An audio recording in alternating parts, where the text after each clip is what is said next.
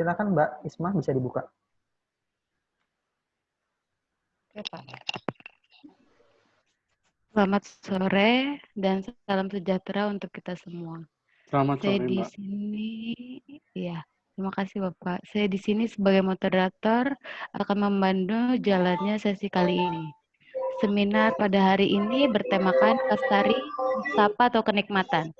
Narasumber pada hari ini dosen hukum Untak Surabaya dan Pastor Stefanus Supardi dari Keuskupan Agung Palembang. Kedua narasumber ini akan berbicara mengenai hukum negara dan hukum kanonik. Baiklah, kita memasuki materi yang pertama mengenai hukum negara yang akan disampaikan oleh Pak Christophorus Lagakleden. Kepada yang terhormat, Pak Christophorus Lagakleden, kami persilahkan. Baik, terima kasih untuk waktunya. Mbak Isma, suara saya kedengaran? Kedengaran, Bapak. Oke, baik. Terima kasih buat teman-teman semua yang pada kesempatan ini kita bisa hadir untuk berdialog. Baik, saya kebagian untuk bicara soal kebiri ini dari perspektif hukum negara ya. Dalam hal ini saya mengambil hukum pidana. Baik, kebiri itu sendiri adalah suatu tindakan bedah atau menggunakan bahan kimia yang bertujuan untuk menghilangkan fungsi testis atau fungsi ovarium. Kebiri itu bermacam-macam ya. Ada kebiri tumbuhan, selama ini kita kenal pada kelapa sawit, kemudian kebiri hewan, anjing, kemudian kucing, dan terakhir kebiri manusia. Kemudian sejarah kebiri sudah cukup lama dikenal di berbagai negara ya. Ada Jerman, Argentina, Israel, Selandia Baru, termasuk Korea Selatan, dan sedikit negara bagian dari Amerika Serikat. Itu sejarah tentang kebiri. Kemudian bagaimana kebiri kimia? Kebiri kimia yang coba saya definisikan dari berbagai literatur, arti dari kebiri kimia itu sendiri adalah penghapusan atau penghancuran kelenjar seks. Istilah ini biasanya mengacu pada testis atau bisa juga diterapkan pada ovarium.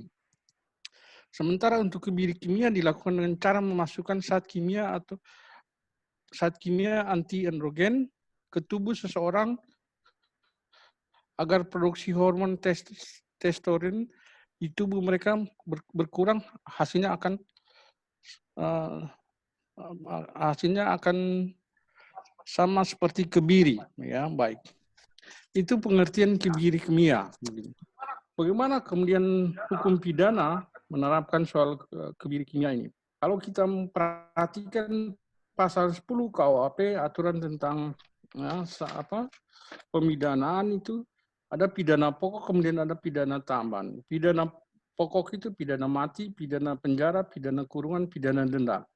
Kemudian pidana tambahan itu meliputi pencabutan hak tertentu, perampasan barang tertentu, penghapusan, pengumuman putusan hakim maksud saya. Kalau bicara dari sudut pandang hukum pidana dalam hal ini KUHP, pertanyaannya kemudian di mana kebiri itu di dalam KUHP? Apakah pada pidana pokok atau pidana tambahan? Apakah pada pidana pokok atau pidana tambahan? Kalau saya melihat bahwa kebiri itu sendiri bisa juga diartikan sebagai bagian dari pidana tambahan terkait dengan pencabutan hak. Ya. Tapi pencabutan hak dalam KUHP menurut R. Susilo, ya, pencabutan hak tertentu dalam KUHP itu merupakan salah satu jenis pidana tambahan. Pencabutan hak tertentu memiliki arti tidak semua hak terpidana itu akan dicabut. Sebab apabila semua hak itu dicabut dapat mengakibatkan kehilangan kesempatan hidup bagi terpidana. Itu yang terkait dengan pencabutan hak tertentu. Saya memang tidak bicara tentang pidana pokok, tapi saya fokus pada pidana tambahan. Karena pidana tambahan yang saya maksudkan di sini berbicara pencabutan hak tertentu. Apakah kemudian kita mau mengatakan bahwa kebiri kimia itu bagian dari pencabutan hak tertentu, itu akan menjadi sebuah diskusi, ataukah menjadi bagian dari pidana pokok tadi, gitu. Kalau pidana pokok maka menjadi pertanyaan apakah itu bagian dari pidana mati, ya, ataukah bagian dari pidana penjara, begitu. Kalau kurungan tidak, denda itu juga tidak, begitu. Apakah itu menjadi bagian dari pidana pokok, begitu. Nah, bagaimana tentang kebiri kimia itu sendiri? Ini berangkat dari sebuah fenomena, ya, berangkat dari sebuah fenomena kasus Yuyung misalnya, mungkin kita semua masih ingat yang terjadi di Bengkulu, ya, seorang siswa murid SMP, kalau tidak salah usianya masih sekitar sekian tahun, ya, murid SMP waktu itu. Dia pulang sekolah, sejarahnya dia pulang sekolah, kemudian di tengah jalan kemudian dia diperkosa oleh sekian banyak orang, ya, begitu. Kemudian kasus yang sama juga pernah terjadi tahun 2016 di Manado, begitu, ya. Artinya fenomena ini kemudian melahirkan yang namanya Perpu tentang kebiri, ya. Fenomena ini, tapi Perpu ini juga bicara tentang kekerasan seksual pada anak-anak, ya, anak-anak dan perempuan, begitu. Peraturan pemerintahan Perpu nomor 1 tahun 2016 tentang perubahan kedua atas Undang-Undang 23 tahun 2002 tentang perlindungan anak.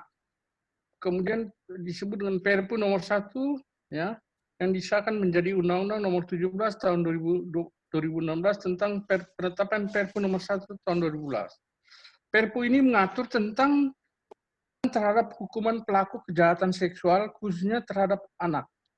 Perpu ini mengatur adanya pidana dan tindakan, mengatur tentang adanya pidana dan tindakan. Tindakan yang dimaksud di sini, yaitu yang dimaksud dalam Perpu tersebut menyatakan bahwa pelaku yang melakukan tindakan pidana bisa diberi hukuman tindakan berupa pelaksanaan kebiri kimia disertai dengan rehabilitasi. Ya. Seperti yang tadi saya sampaikan, apakah, ya, tindakan dalam Perpu ini, ya, Perpu ini bisa juga diartikan sebagai bagian dari pidana tambahan, ya, perampasan hak-hak tertentu tadi, begitu. Itu yang tadi saya katakan menjadi sebuah pertanyaan. Pada dasarnya bahwa pidana tambahan itu tidak bisa diberatkan sama dengan pidana pokok, ya, begitu. Tapi bahwa pidana pokok, pidana tambahan maksud saya menjadi bagian dari pidana pokok itu sendiri. Hukum pidana, ya, perumusan tindak pidana harus berorientasi pada perbaikan pelaku maupun perlindungan korban. Itu prinsip salah satu dalam hukum pidana, ya. Hukum pidana bukan lagi alat membalas dendam atau memberikan hukuman seberat-beratnya terhadap pelaku. Setiap kebijakan yang terkandung pula, mohon maaf, setiap kebijakan terkandung pula pertimbangan nilai, ya. Setiap kebijakan terkandung pula pertimbangan nilai. Penggunaan hukum pidana sebenarnya bukan merupakan suatu keharusan. Penggunaan hukum pidana bukan merupakan suatu keharusan, karena hakikatnya masalah pengendalian atau penanggulangan kejahatan dengan menggunakan hukum pidana bukan hanya merupakan problem sosial, tetapi juga merupakan masalah kebijakan. Walaupun teman-teman yang terhormat, kita sendiri mungkin sudah ketahui bahwa hukum pidana itu hukum yang paling jahat di dunia, ya. Hukum pidana itu hukum yang paling jahat di dunia, ya, begitu. Nah, sehingga penjatuhan sanksi pidana itu juga perlu mempertimbangkan keadaan-keadaan tertentu, karena yang saya katakan tadi bahwa hukum yang paling jahat. Begitu. Pendekatan nilai, pertimbangan nilai merupakan satu yang harus menjadi dipertimbangkan dalam merumuskan suatu tindak pidana. Harus dilakukan dengan pendekatan kebijakan dan pendekatan nilai. Ya. Dua masalah sentral dalam kebijakan kriminal dengan menggunakan sarana penal atau penggunaan sarana hukum pidana ialah masalah penentuan satu, perbuatan apa yang seharusnya dijadikan tindak pidana, dan dua, sanksi apa yang sebaiknya digunakan atau dikenakan, gitu, ya. Ya. Ada dua persoalan pokok dalam hukum pidana, bahwa perbuatan apa yang seharusnya dijadikan sebagai tindak pidana dan sanksi apa yang sebaiknya digunakan.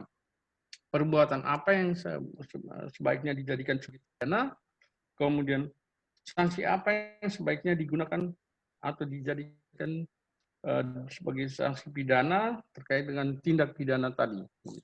Menjadi pertanyaan bagi kita semua, apakah kebiri ini adalah suatu perbuatan pidana sehingga kemudian dia harus dijatuhkan dijatuhkan kebiri tadi, ya, terhadap pelaku tadi, dia melakukan satu tindak pidana sehingga kemudian dia harus dikebiri, kebiri kimia maksud saya di sini, itu yang menjadi pertanyaan kita berkaitan dengan pendekatan nilai. Kalau saya ingin mengatakan bahwa apakah kebiri itu merupakan sebuah tindak pidana sehingga kemudian terhadap yang melakukan kekerasan seksual atau pelaku kekerasan seksual itu pantas untuk dikebiri kimiawi, bagi saya ingin mengatakan bahwa Bapak, maaf, halo, waktunya udah habis. oke, baik, terima kasih. Terima kasih ya Bapak.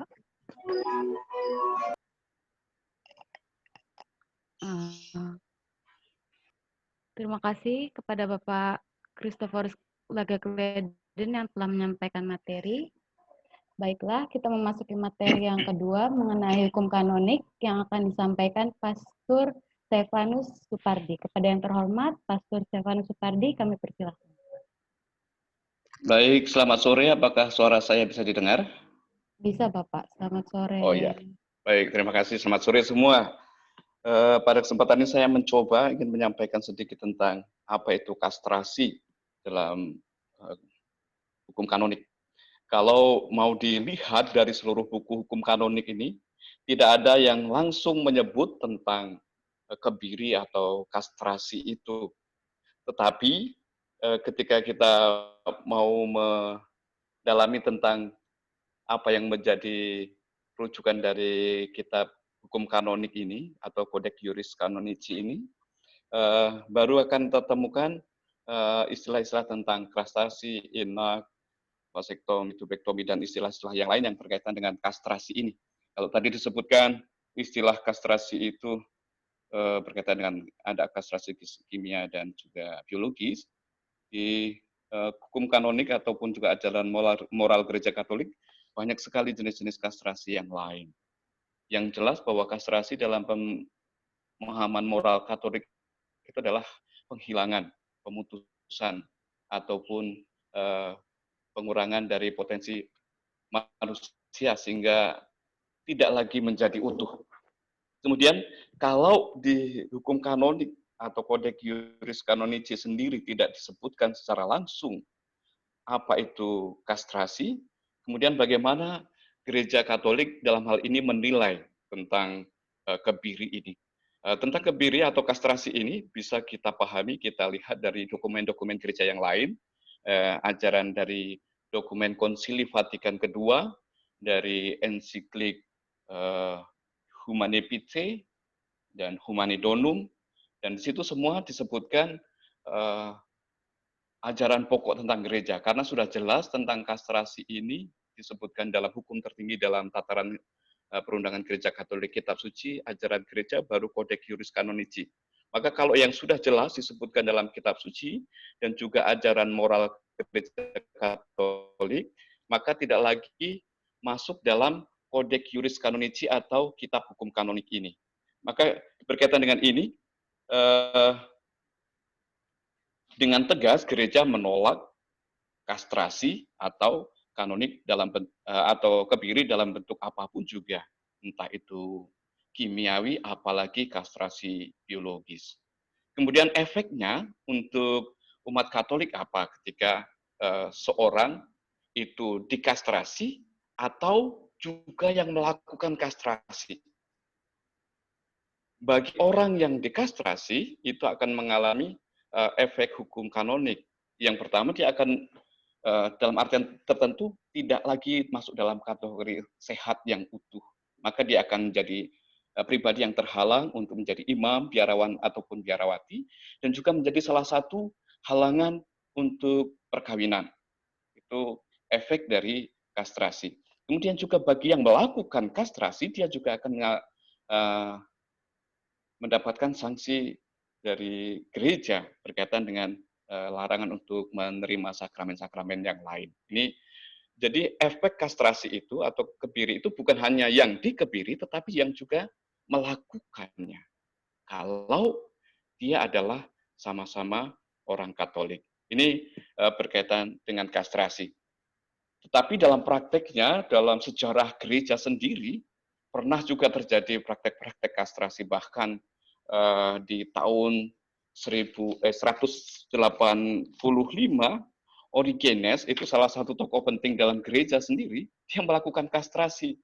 Dengan tujuan apa? Untuk semacam asketisme untuk dirinya sendiri. Bahwa dia ini adalah ungkapan bentuk kesalehan yang mungkin juga dipraktekkan pada waktu itu. Origenes adalah orang yang penting di dalam gereja karena dia menerjemahkan kitab suci itu ke dalam 50 jilid dalam 6 blok.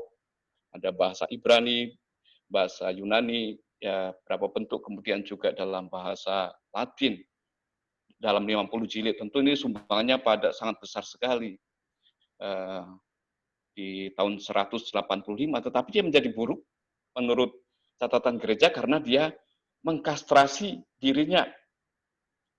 Walaupun tujuannya adalah untuk ungkapan kesalehan dia, supaya dia sendiri tidak dikuasai oleh hawa nafsu, dan dia juga bisa mengajar kepada siapapun tanpa ada kepentingan-kepentingan pribadi yang menyertainya. Ini praktek yang pernah terjadi dalam gereja. Kemudian juga dalam sejarah musik, termasuk juga musik gereja, dalam rangka ini pernah juga dilakukan praktek kastrasi untuk anak-anak remaja. Praktek ini dilakukan untuk menghasilkan range suara yang sangat besar, karena remaja yang dikastrasi akan mempengaruhi juga pertumbuhan hormon dalam dirinya, termasuk juga organ-organ suara, sehingga hasil kastrasi itu akan menghasilkan range suara yang sangat besar. Maka kalau judul hari ini adalah kastrasi, kebiri, nestapa, atau kenikmatan, bisa dipahami dalam arti kedua-duanya. Ada yang memang kastrasi itu disengaja. Kalau dilihat dari sejarah Persia, 2000 tahun sebelum Masehi, sejarah Mesir, kemudian juga sejarah-sejarah yang lain, kastrasi itu memang diperlukan, terutama untuk kepentingan kerajaan, untuk pengawal, untuk penjaga, dan juga untuk menghasilkan tentara-tentara yang unggul. Itu juga salah satu upaya yang dilakukan adalah kastrasi.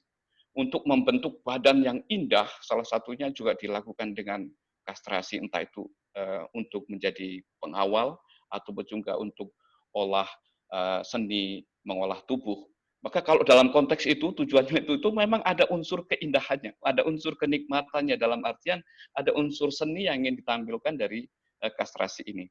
Tetapi kalau gereja melihat dalam konteks ajaran moral iman Katolik, ini jelas nestapa. Nestapa bagi yang kastrasi maupun juga nestapa bagi yang pelaku atau membuat kastrasi itu. Karena kedua-duanya akan mendapatkan sanksi moral dari ajaran moral gereja. Dia akan terhalang untuk menerima sakramen-sakramen dalam gereja Katolik.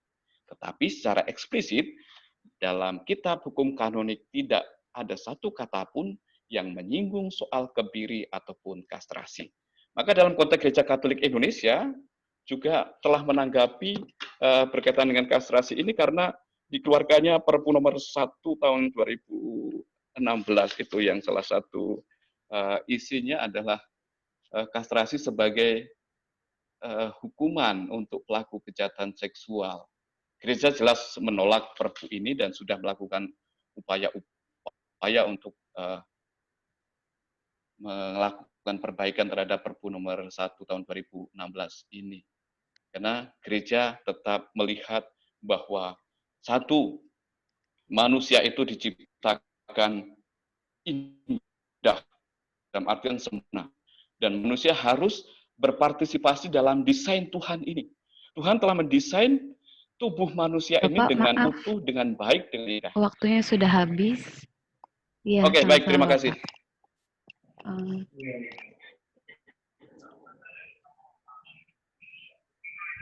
Apakah ada yang ingin bertanya?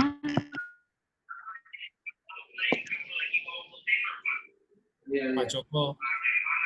Silakan Pak Joko, ya. Baik, terima kasih Mbak Irma. Iya, sama-sama. Saya ucapkan selamat sore kepada Romo dan Bapak Ibu sekalian. Saya Joko dari Universitas Bayangkara Surabaya. Ingin sedikit menanggapi berkenaan dengan topik pada sore hari ini, berkenaan dengan kastrasi atau kebiri. Memang kalau kita lihat kenapa ada regulasi atau undang-undang tentang kebiri atau kebiri ilmiah? Memang karena kejengkelan, karena seseorang yang melakukan kebiri ini selalu menjadikan anak ini sebagai korban. Karena ada korban, dan anak yang si korban ini tidak mampu melawan, sedangkan pemerintah atau negara ini tidak mampu untuk memberikan efek jera kepada pelaku kebiri ini, sehingga muncullah Perpu dan akhirnya menjadi Undang-Undang Nomor 17 tahun 2016. Nah, disitulah ada keinginan dari negara atau pemerintah untuk melindungi anak-anak supaya tidak menjadi korban dari kebiri, ya, korban pemerkosaan dari pelaku, sehingga yang dilakukan adalah kebiri kimia. Harapannya, kalau tadi saya mengikuti Pak Kris, bahwa harapannya dengan sanksi pidana kebiri kimia ini bisa membuat jera pelaku. Pertanyaannya, apakah dengan kebiri kimia ini bisa menjadi jera? Ini saya baca di satu artikel bahwa bukti ilmiah bahwa kebiri kimia itu tidak menjamin hilang atau berkurangnya hasrat serta potensi perilaku seksual. Lalu kalau sudah seperti itu bagaimana gitu ya? Pertanyaannya, apakah undang-undang yang dibuat oleh pemerintah ini efektif? Nah, ini kalau kita bicara tentang hukum negara. Ya. Lalu saya bergeser ke hukum kanonik. Saya sangat sepakat sekali, Romo. Jadi hukum kanonik itu menekankan pada seseorang pelaku, ya, yang melakukan, apakah dia perbuatan atau melanggar peraturan, dia sudah betul-betul mengetahui dan memahami tentang aturan itu. Sedangkan dalam hukum negara Indonesia, hukum pidana, itu tidak melihat itu. Kalau sudah bicara fiksi hukum, ketika undang-undang ini disahkan menjadi undang-undang hukum pidana, diundangkan dalam lembaran negara, maka dianggap semua masyarakat Indonesia itu tahu bahwa hukum ini sudah berlaku. Nah, ini bedanya antara hukum nasional Indonesia dan hukum kanonik. Saya lebih sepakat dengan hukum kanonik ketika ingin supaya bahwa setiap pelanggar, setiap orang yang melakukan kejahatan, itu telah mengetahui dan memahami bahwa undang-undang ini sudah berlaku, dan ketika saya melakukan ini adalah ini satu pelanggaran atau satu kejahatan. Ini mohon tanggapan dari Pak Kris sama Romo. Terima kasih.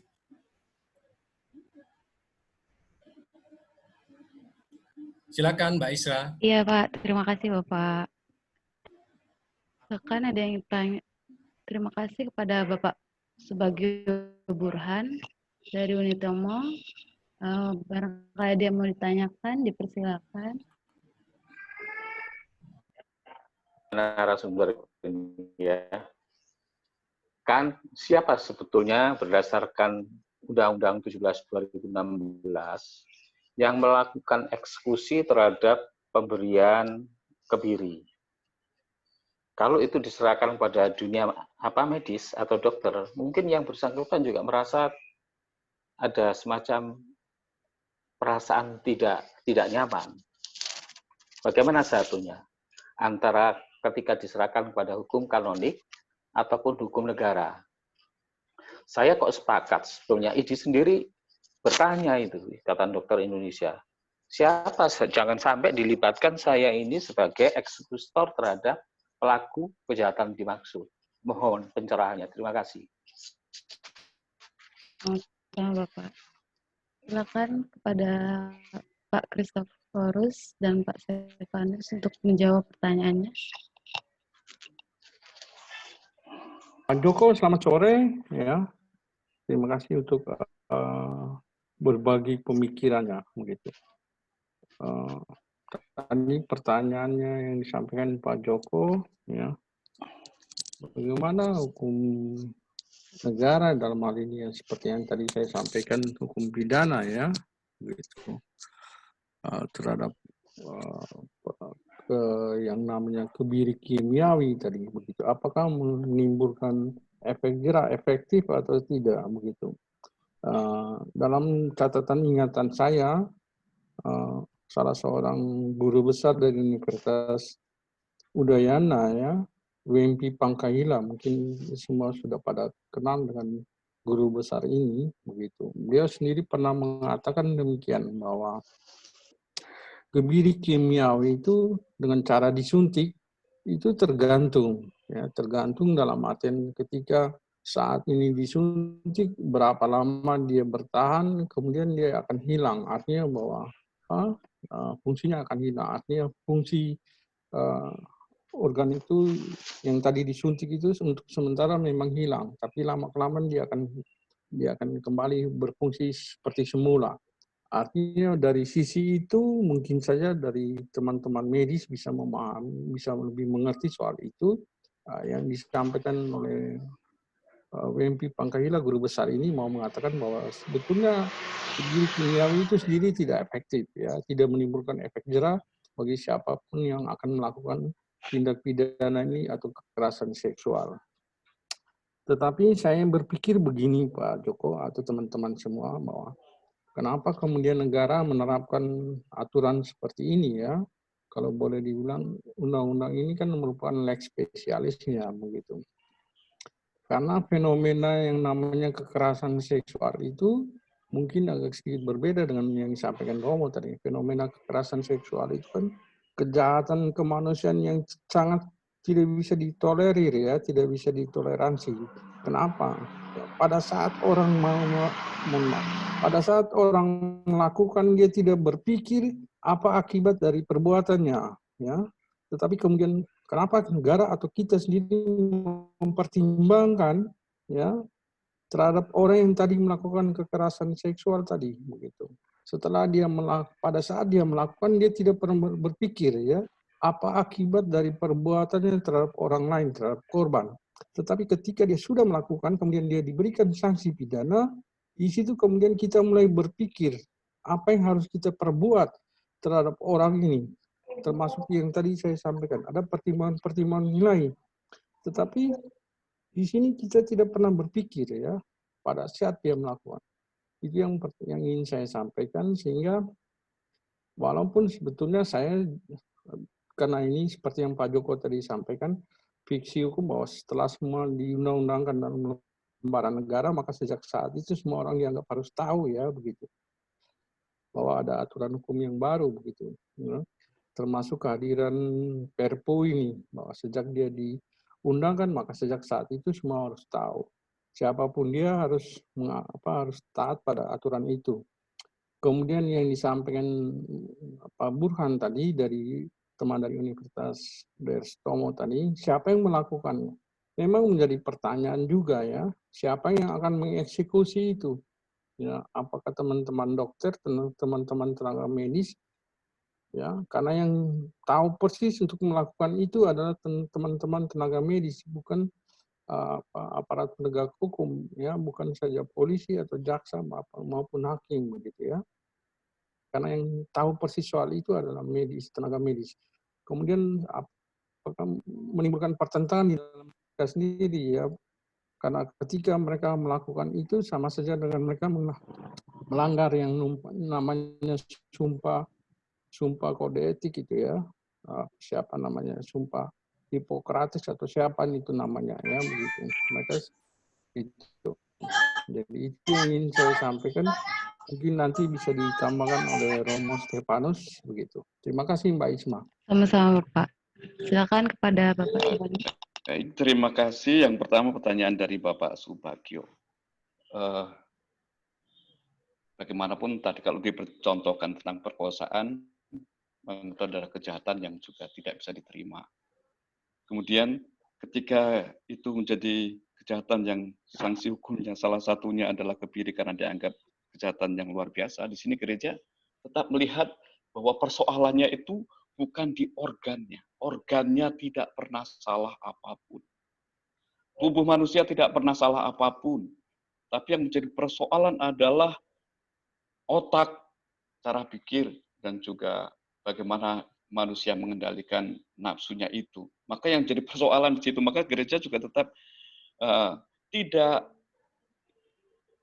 menyetujui apapun bentuk kejahatan, termasuk juga kejahatan seksual, tetapi juga tidak menyetujui bentuk-bentuk hukum yang mencederai desain dari Tuhan sendiri. Itulah. Maka gereja mengharapkan supaya diupayakan bentuk hukum hukuman yang atau sanksi hukum yang lain tidak menggunakan kebiri atas pelaku kejahatan seksual seperti ini. Karena pembatasan fisik apapun termasuk juga kastrasi kebiri itu juga tidak akan pernah menghilangkan kalau dia sudah terbangun tidak bisa mengendalikan diri hidupnya termasuk juga nafsunya juga dibatasi apapun dia tetap akan berontak. Ini menyangkut juga jawaban atas pertanyaan kedua, efektif nggak hukuman kastrasi ini? Ya saya pikir juga relatif ini, karena yang menjadi persoalan itu bagaimana cara pikir pelaku kejahatan itu. Memang disebutkan tadi orang yang melakukan kejahatan itu tidak pernah mempertimbangkan apa efek dari tindakannya itu. Tetapi kalau dia sendiri tidak pernah sadar akan apa yang dia lakukan, sampai kapanpun, walaupun juga dibatasi kemampuan fisiknya, termasuk juga kastrasi ini, dia juga akan tetap kembali ada kecenderungan besar untuk mengulangi hal yang sama, walaupun kemampuan atau potensi fisiknya dibatasi atau dikurangi. Kemudian yang kedua berkaitan dengan siapa pelaksana eksekusi kastrasi ini. Saya pun jadi bertanya kembali, bagaimana dengan kode etik dokter dan juga tenaga medis itu? Apakah rekomendasi pelaku eksekusi kastrasi ini yang paling kompeten adalah mereka, dokter dan para tenaga medis. Tetapi apakah itu tidak bertentangan juga dengan kode etik mereka? Apakah ini, saya belum melihat bagaimana apakah ini tidak bertentangan atau bagaimana mereka kemudian menyikapi untuk eksekutor kastrasi ini. Dari saya begitu. Saya sendiri yang kedua berkaitan dengan apakah, saya pikir yang paling tepat melakukan kastrasi adalah dokter dan tenaga medis. Tapi pertanyaannya, apakah tidak bertentangan dengan kode etik mereka? Tetapi kalau dari sudut pandang gereja, entah yang mau dikastrasi ataupun juga pelaku kastrasi yang mengkastrasi itu tetap tidak pernah diizinkan. Itu dari saya. Terima kasih. Terima kasih Bapak Stefanus. Ada yang mau ditanyakan lagi? Silakan. Isma, saya mau tanya. Iya boleh Bu. Silakan Ibu. Ya, mohon maaf saya tidak membuka videonya karena memang saya juga sambil di jalan ini. Jam segini masih terlalu banyak keperluan. Yang ingin saya tanyakan pada Pak Kleden, karena bagaimanapun Perpu itu sudah dikeluarkan, tetapi dalam hal eksekusi itu tentu harus ada eksekutornya. Nah, kalau dilihat dari segi hukum negara dengan keluarnya Perpu itu, seandainya tidak ada PP-nya kan berarti tetap tidak akan dilaksanakan.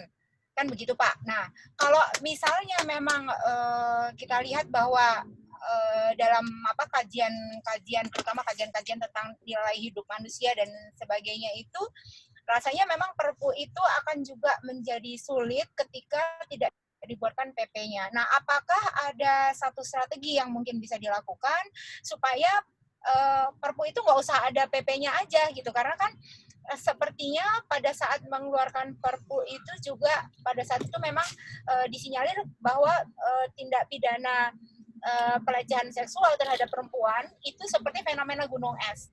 Nah, tapi kan ternyata bahasan-bahasan tentang hal ini juga ternyata banyak yang tidak menyetujui tentang kastrasi itu. Nah, apakah ada satu strategi untuk agar tidak terjadi PP-nya kah? Atau mungkin ada cara lain supaya memang kastrasi ini tidak menjadi satu hukuman?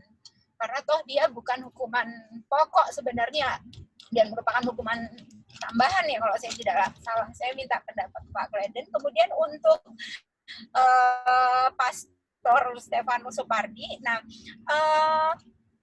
oke lah gereja memang tidak tidak membolehkan adanya kastrasi. Kemudian bagaimana dengan kalau hidup selibat, bisa nggak disamakan dengan, sebenarnya ini juga suatu bentuk kastrasi di zaman modern kah begitu, atau kemudian juga dengan orang yang vasektomi, apakah gereja bisa menganggap ini sebuah analogi atau bagaimana menurut Pastor? Terima kasih.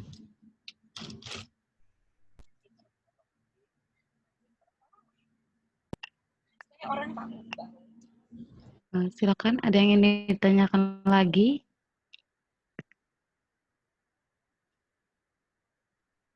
Kalau tidak ada, silakan kepada Bapak Christophorus Kleden dan Pak Stefanus untuk menjawab pertanyaan dari Bu Yovita. Baik, Mbak Isma. Terima kasih, Bu Yovita. Baik, ya. Memang satu undang-undang itu kemudian dianggap efektif kalau dilengkapi dengan peraturan pelaksanaannya, ya, begitu. Pertanyaan dari Bu Yovita tadi, kalau Perpu ini kan tidak dilengkapi dengan peraturan pelaksanaannya, walaupun kemudian dirubah menjadi undang-undang, ya, belum ada peraturan pelaksanaannya. Ingin saya tambahkan sedikit bahwa perubahan undang-undang ini hanya menambahkan beberapa pasal yang ada dalam undang-undang sebelumnya, ya, melalui Perpu ini, sehingga kemudian bisa dianggap peraturan pelaksana dari undang-undang yang sebelumnya itu merupakan peraturan pelaksana dari Perpu ini yang kemudian dijadikan sebagai undang-undang, gitu, ya. Memang sangat dilematis, ya. Satu contoh kasus yang kemudian setelah fenomena kekerasan seksual ini menjadi heboh di masyarakat, kasus Yuyung dan kasus lain, termasuk salah satu kasus yang pernah terjadi di Bekasi, begitu. Kemudian diikuti kasus terakhir kalau tidak salah tahun 2018, ya, kalau tidak salah itu di Mojokerto, ya. Seorang tukang bengkel kemudian dia melakukan kekerasan seksual kepada lebih kurang 19 orang, ya, 19 orang. Dan kejadian itu sudah berulang selama 2 tahun, begitu. Sehingga kemudian terhadap yang bersangkutan dijatuhkan. Itu yang pertama kali dijatuhkan sanksi pidana dalam bentuk dalam bentuk kebiri kimiawi yang terjadi di Mojokerto, ya. Ketika itu yang dipakai adalah undang-undang atau Perpu tadi, ya, Perpu tadi yang kemudian dijadikan sebagai undang-undang, begitu. Karena di dalam undang-undang ini sendiri juga diatur tentang peraturan pelaksananya. Sementara Perpu ini hanya memasukkan beberapa pasal di antaranya di dalam undang-undang tadi. Dibilang apakah undang-undang ini atau Perpu ini tidak memiliki peraturan pelaksana? Saya pikir bahwa dengan perubahan undang-undang Perpu tadi menjadi undang-undang, kemudian ditetapkan menjadi undang-undang, di dalamnya ada peraturan pelaksananya. Itu yang ingin saya sampaikan menjawab pertanyaan dari Bu Yovita. Memang kalau tidak ada Perpu, memang, mohon maaf, tidak ada peraturan pelaksana, satu undang-undang tidak bisa efektif berjalan, ya, begitu. Tapi nyatanya bahwa undang-undang ini sudah memiliki peraturan pelaksana, yaitu perubahan terhadap undang-undang itu sendiri melalui Perpu tadi, begitu. Yang ingin saya sampaikan berkaitan dengan pertanyaan Bu Yovita. Terima kasih, Bu Yovita.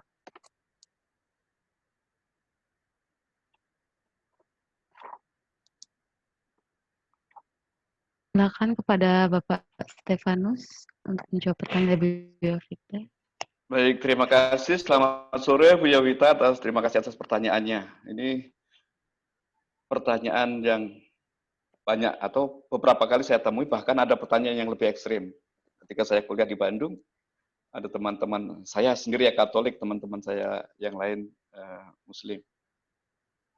Mereka tahu saya imam, bahkan mereka bertanya, imam itu kan nggak menikah, apakah pastor itu kan nggak menikah, apakah pastor dikebiri?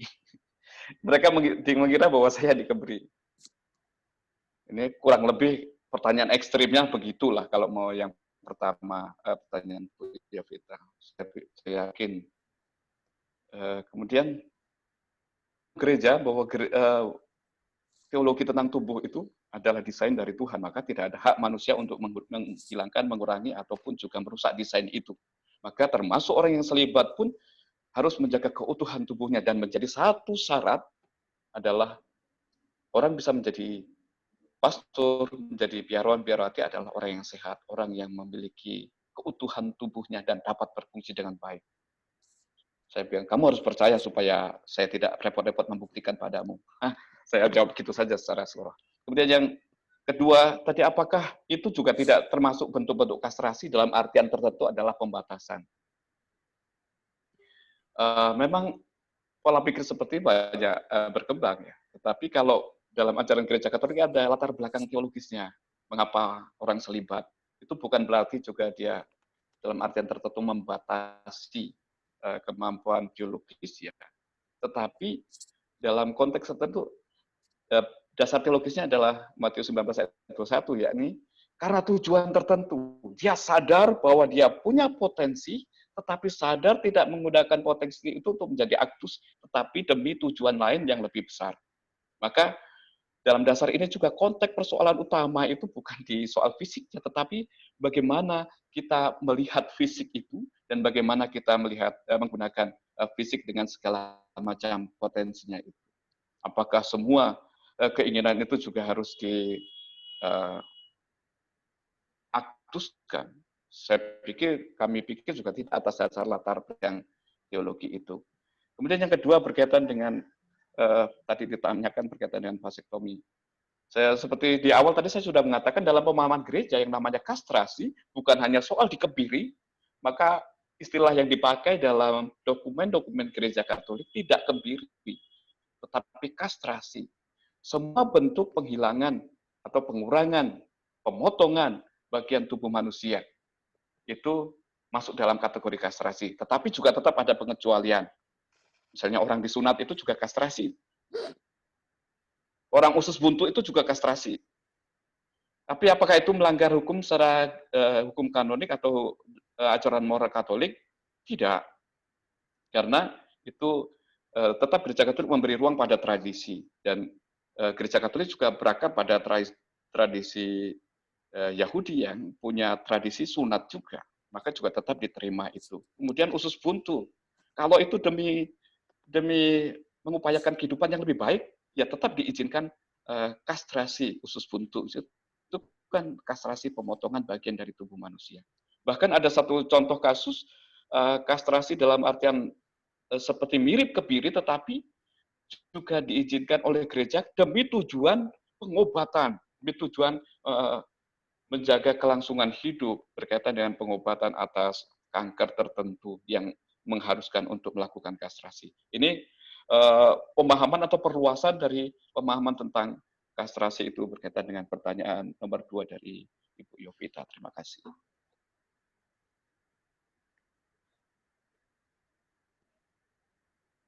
Sama-sama Bapak.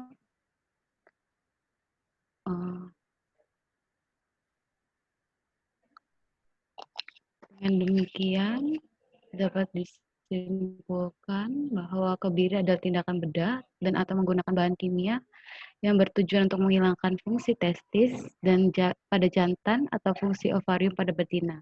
Di dalam hukum negara, kebiri terdapat di dalam Perpul nomor 1 tahun 2016. Kebiri di dalam hukum kanonik tidak disebutkan, tetapi di dalam hukum kanonik ditemukan kata kastrasi. Pengeksekusian kebiri dilakukan oleh tenaga medis. Sekian dari saya. Sekali lagi, saya ucapkan terima kasih kepada kedua narasumber kita. Baik, terima kasih. Masih ada waktu nggak? Saya masih mau tanya satu hal lagi. Boleh, Ibu, ada waktu. Untuk Pastor Stefanus Supardi ya. Terus seandainya nanti kalau yang saya baca ternyata perpunya udah jadi undang-undang ini. Nah, seandainya nanti ada ditentukan eksekutor pada kebiri ini. Nah, itu bagaimana pandangan gereja? Apakah dia dianggap sebagai pendosa atau tidak? Itu saja. Terima kasih Bu Yofi. Jadi yang Silakan pelaku karena dia ditunjuk negara sebagai eksekutor. Lalu bagaimana pandangan gereja ketika si pelaku ini karena dia melaksanakan tugasnya, kemudian dia melakukan kastrasi. Nah, apakah ini dikategorikan pendosa atau tidak? Baik, Ibu, terima kasih. Silakan kepada Bapak Stefanus. Baik, terima kasih. Yang pertama saya mau mengatakan bahwa dalam Codex Iuris Canonici di kanon pertama itu bahwa kanon ini berlaku untuk gereja Latin.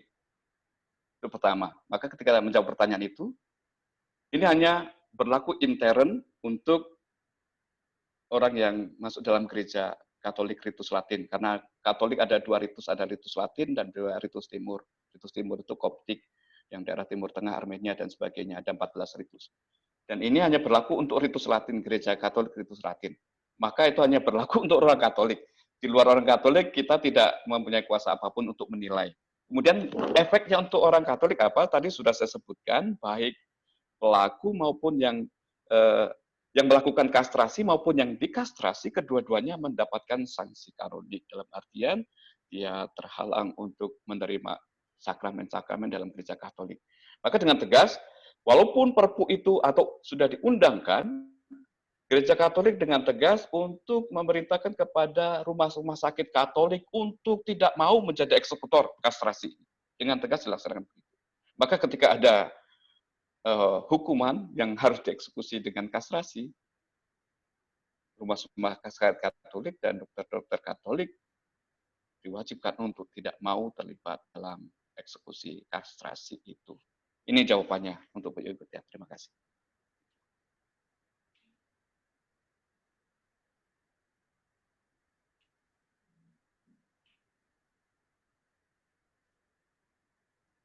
Atau satu lagi soal dosa ya. Halo? Oh iya Bapak, Satu lagi. boleh. Tadi pertanyaan satu lagi berkaitan dengan dosa. Dosa itu bukan ranahnya kitab hukum kanonik. Jadi dosa itu lebih tinggi dari itu, menentukan dosa itu di atas itu. Yang di sini hanya sebatas dia terhalang hak-haknya sebagai anggota gereja atau tidak. Soal dosa itu tidak masuk dalam ranah penilaian hukum kanonik. Yang di sini hanyalah dia terhalang atau dapat melaksanakan haknya atau tidak sebagai warga gereja itu. Jadi tidak berkaitan dengan penilaian dosa atau tidak. Dosa itu bukan ranahnya manusia untuk menilainya. Maka gereja pun tidak pernah mengatakan bahwa kamu berdosa atau tidak, ya tidak bisa untuk jatuh pada penghakiman itu. Terima kasih. Silakan Bapak Ibu sekalian, Fakultas Hukum Tek Surabaya juga mengadakan seminar pada jam 7 malam ini mengenai eksistensi perempuan sebagai realita pidana dan hukum kanonik. Narasumbernya adalah Bu Wiwi Afifa dan Pastor Paulus Kristanto. Barangkali ada yang mau ikut, silakan. Karena sesi yang saya jalankan telah selesai, saya selaku moderator, apabila menjalankan tugas terdapat kesalahan kata yang kurang berkenan di hati hadirin sekalian, saya mohon maaf yang setulus-tulusnya. Terima kasih kepada Bapak Christophorus Laga Kleden dan Bapak Stefanus Supardi. Waktu dan tempat silakan saya kembalikan kepada host.